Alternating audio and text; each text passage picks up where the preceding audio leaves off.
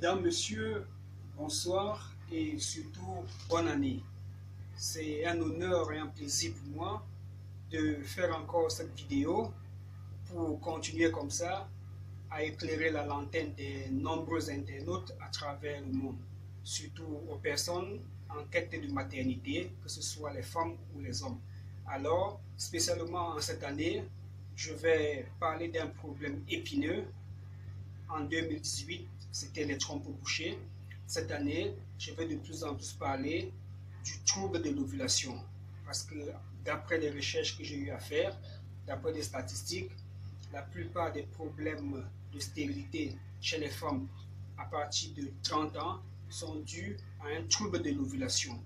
On a constaté qu'au fur et à mesure que la femme avance en âge, son taux de fécondité, son taux de fertilité est en train de baisser. Voilà pourquoi j'ai donc décidé ce soir, il est bien vrai, il se fait tard, de réaliser cette vidéo. Vous allez m'excuser pour la qualité des images, mais l'essentiel c'est le message que je veux faire passer. D'accord? Habituellement, nous envoyons des produits aux quatre coins de la planète et dans ces produits, vous pouvez remarquer des sachets qui ont des couleurs un peu différentes. Vous pouvez voir par exemple ce sachet, cet autre et cet autre. Là, le plus souvent, c'est le médicament qu'on va faire bouillir pour se purger. Là, c'est celui qui va intervenir contre les infections, les kystes ovariens, les myomes, les endométrioses, les salpingites et autres. D'accord. Mais ce qui nous intéresse ce soir, vous avez vu la vidéo que j'ai tournée en savane, c'est que devient cette plante mythique que nous avons tous creusée en brousse. Cette plante est transformée et finalement finit sous cette forme. Alors elle est lavée, séchée, écrasée à la machine et en sachet. Quel est dans son rôle? Alors son rôle, c'est de stimuler l'ovulation chez la femme. Son rôle, c'est de stimuler l'ovulation chez la femme.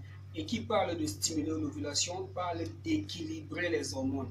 Lorsqu'il y a équilibre hormonal chez une femme, automatiquement cette dernière va ovuler.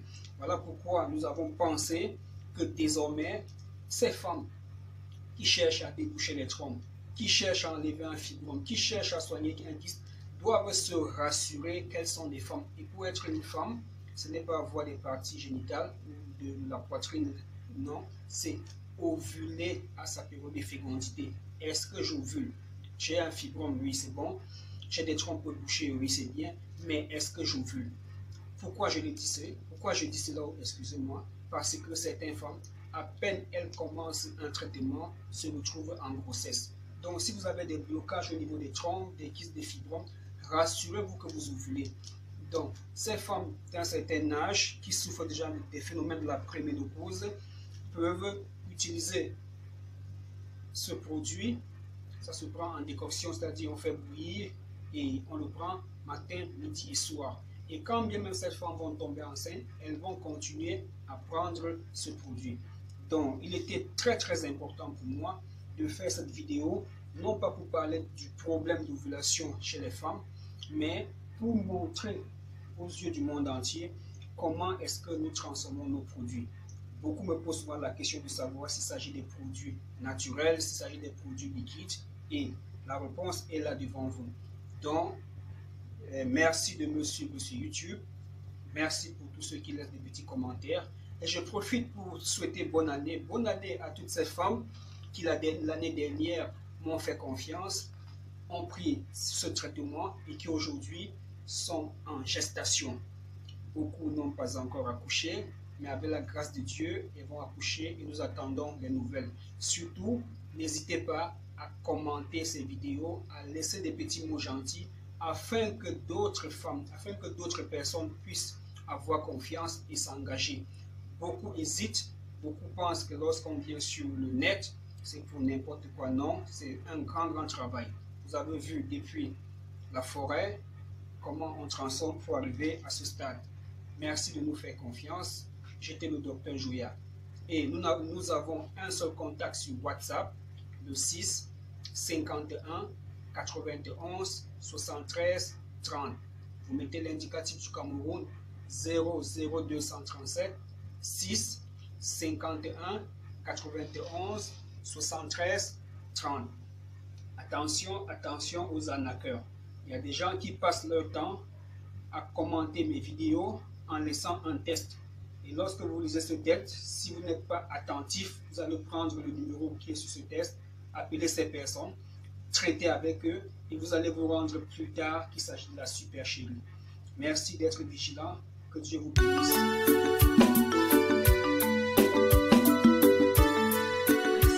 De parler de plus en plus des problèmes d'ovulation. Et pour parler de ce sujet, il est important de comprendre ce que c'est que l'ovulation. En principe, l'ovulation commence par ce qu'on appelle l'ovogénèse. Et l'ovogénèse, c'est l'ensemble des processus qui président à la formation ou au développement des gamètes femelles.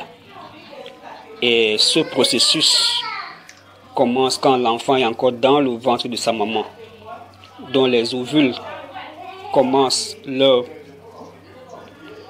formation, si je peux me permettre l'expression, quand le bébé est encore dans le ventre de sa maman. Et ce processus va continuer jusqu'à la naissance de l'enfant. Et ce n'est qu'à partir des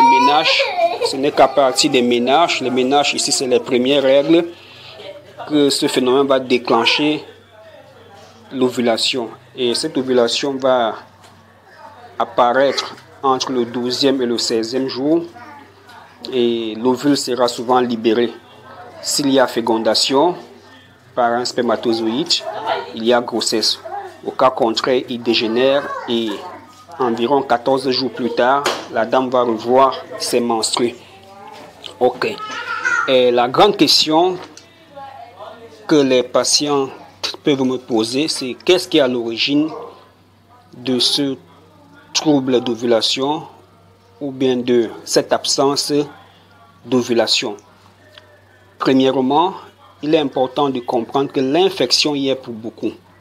Nous avons une infection qu'on appelle souvent en médecine l'infection puerpérale, c'est-à-dire qu'après l'accouchement, l'organisme maternel est envahi par un germe pathogène, par un microbe.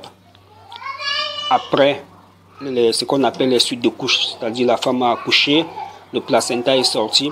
L'infection attaque la zone où le placenta était situé et cette infection va créer ce qu'on appelle un foyer qui va s'étendre dans tout l'appareil génital féminin. Ça peut rester dans l'utérus et créer les endométrites.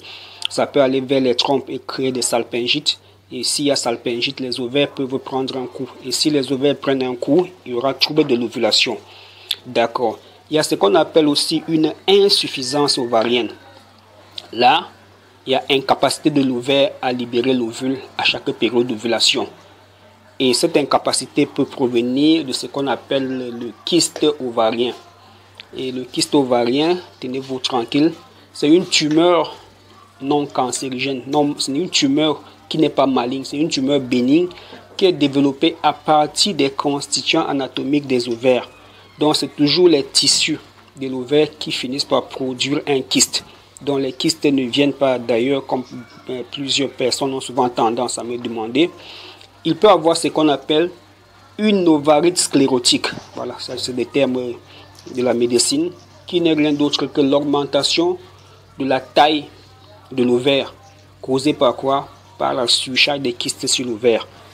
Et aussi, il peut avoir une salpingite, j'en ai déjà parlé, une inflammation de l'ovaire d'origine infectieuse. Vous avez attrapé un chlamydia, le mycoplasme, la syphilis. Vous avez peut-être soigné ou bien vous avez mal soigné. Et les ovaires ont pris un coup et ces ovaires ne peuvent plus fonctionner normalement. Maintenant, en dernier ressort, et ce qui est le cas pour beaucoup de femmes, c'est la cause qui semble être une cause hormonale ou génétique. Hormonale, pourquoi? Parce que le taux d'hormones responsable de l'ovulation va commencer à chuter avec l'âge. Au fur et à mesure qu'on avance en âge, à la trentaine au moins, le taux de fertilité de la femme chute. L'hormone responsable de l'ovulation a tendance à ne plus arriver dans le sang en dose normale. On va vous demander de faire un bilan hormonal. Et aussi, quand les phénomènes de la préménopause vont commencer à se manifester, et vous allez voir qu'il y a trouble d'ovulation. Et des femmes qui sont restées longtemps sans accoucher sont parfois victimes de ce problème de trouble hormonal. Maintenant, on peut parler de troubles génétiques. Vous avez vu que dès le départ, on a dit que ce phénomène d'ovulation commence quand l'enfant est encore dans le ventre de sa mère. Et je ne vais pas entrer dans les méandres de la science pour parler de la méiose, la mitose, la multiplication cellulaire. Donc je vais juste parler des problèmes génétiques parce qu'il y a des femmes qui ont des gènes qui sont incompatibles pour une bonne ovulation. Et l'essentiel pour moi, ce n'est pas de faire toutes ces explications scientifiques très très complexes, c'est d'attirer l'attention des internautes, de tous ceux qui nous suivent même sur Facebook, qu'il est important de comprendre qu'en Afrique, et plus précisément au sein de notre association, de notre clinique, nous avons des remèdes pour stimuler l'ovulation. Pour stimuler l'ovulation chez des femmes qui ont un problème d'ovulation et même chez celles qui n'en ont pas. Parce que beaucoup parfois n'ont pas de problème, elles ovulent très bien, mais dès qu'elles commencent à chercher l'enfant, comme on dit, le problème d'ovulation se pose. On ne voit plus la glaire cervicale, on ne ressent plus des petites douleurs au bas-ventre et parfois les tensions mammaires, on ne le ressent plus. Et voilà pourquoi je vous ai amené en savane pour vous montrer la plante mythique avec laquelle, et voilà pourquoi je vous ai amené en savane pour vous montrer la plante mythique avec laquelle on a toujours résolu ce problème de fécondité, ce problème d'accouchement en Afrique. En principe, en Afrique, on ne voyait pas la chose en termes de trompe-bouchée, de troubles hormonaux. On pensait qu'il fallait préparer la femme pour la maternité. Dans certaines parties du monde, on procédait au gavage. On prend une jeune fille, on la met là, elle va plus au champ, elle va plus puiser de l'eau, on s'occupe de sa nutrition, de sa peau et bien d'autres choses. Voilà. Et lorsque cette dernière partait en mariage, les mois qui suivaient, elle tombait enceinte. Une petite plante, une petite herbe, et voici ce qui était caché en dessous au sous-sol. Et parfois, cette racine, que nous appelons bouquat en langue vernaculaire, peut aller jusqu'à 50 cm dans le sol. Et la particularité, c'est que nous sommes en saison sèche, mais il est tout frais. Vous allez voir. Et certaines femmes qui souffrent des problèmes de galactorée, elles ne sont pas enceintes, mais les seins coulent. Ces racines interviennent également dans le traitement.